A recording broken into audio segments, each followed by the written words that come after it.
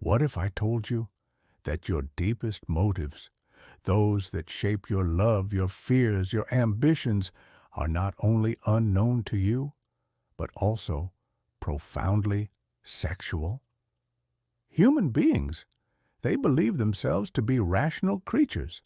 They pride themselves on intellect, morality, and willpower. But beneath this polished exterior lies something much older, something primal.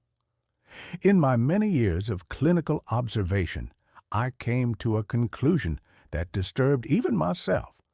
Sexuality is not a domain limited to the bedroom.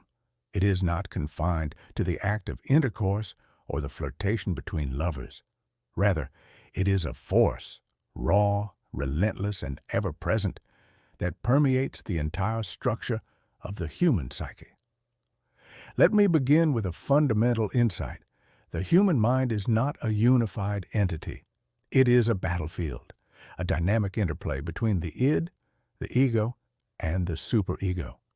And at the very core of this conflict lies the libido, the sexual energy that fuels the id's demands. The child, even in its earliest stages, is not innocent in the way society imagines.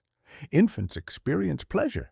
They seek stimulation, not only from nourishment, but from touch, gaze, rhythm.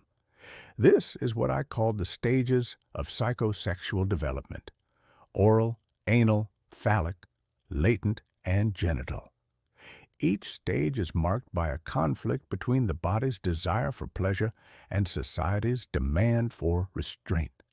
When these conflicts are unresolved, they do not disappear. They are repressed, pushed deep into the unconscious, hidden, but never gone. And what happens to these repressed desires? They return, disguised. They return in your dreams. They return in your jokes. They return in your slips of the tongue.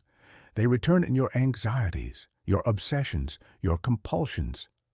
A man who becomes obsessively religious may, without realizing it, be battling with forbidden urges. A woman who devotes herself entirely to charity may be sublimating desires that would have brought her shame. The artist who paints the divine may in truth be haunted by erotic longing. You see, society teaches us to deny, to conceal, to sanitize our instincts. But the unconscious remembers. The unconscious persists. And it is within the unconscious that the sexual drive lives in exile, finding new forms, new expressions, new masks. Why sexuality, you may ask? Why not aggression, or fear, or the will to power? Because sexuality is life's origin and life's aim. Eros, the life instinct, drives us to connect, to reproduce, to merge with others, both physically and emotionally. Sexuality is not only about reproduction, it is about connection, expression, pleasure, and power. It is the root of intimacy and the seed of civilization. It builds families, forms attachments, fuels creativity, and yes, also fuels destruction when denied or misused. In every patient I treated, whether hysteric or melancholic, I found that behind their suffering was a conflict, a desire they could not admit, a longing they had tried to forget, a sexual urge that had no name, no face, but immense power.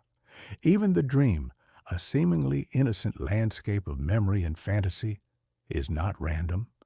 The dream is a wish, often a forbidden one, dressed in symbols and absurdities, and most often, that wish is sexual.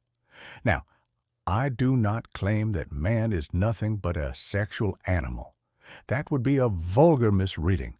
What I claim is this: sexuality is the blueprint upon which the rest of the psyche is built. Civilization itself depends upon the repression and redirection of these instincts. Laws, art, morality, they are not in opposition to desire. They are born from it.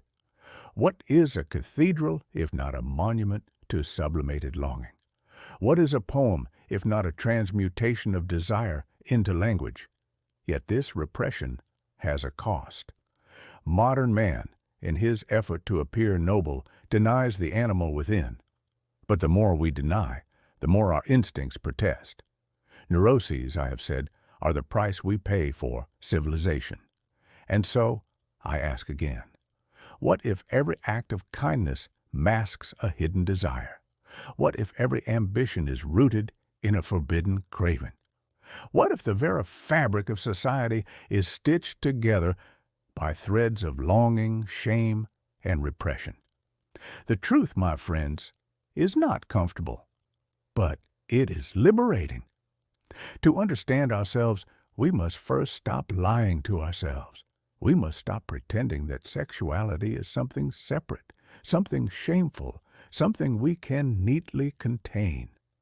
It is the force that animates our dreams, our fears, our relationships, our creations. It is not the only force, but it is the first and perhaps the deepest. So, when I say that sexuality drives human behavior, I do not mean merely lust. I mean love. I mean guilt. I mean art.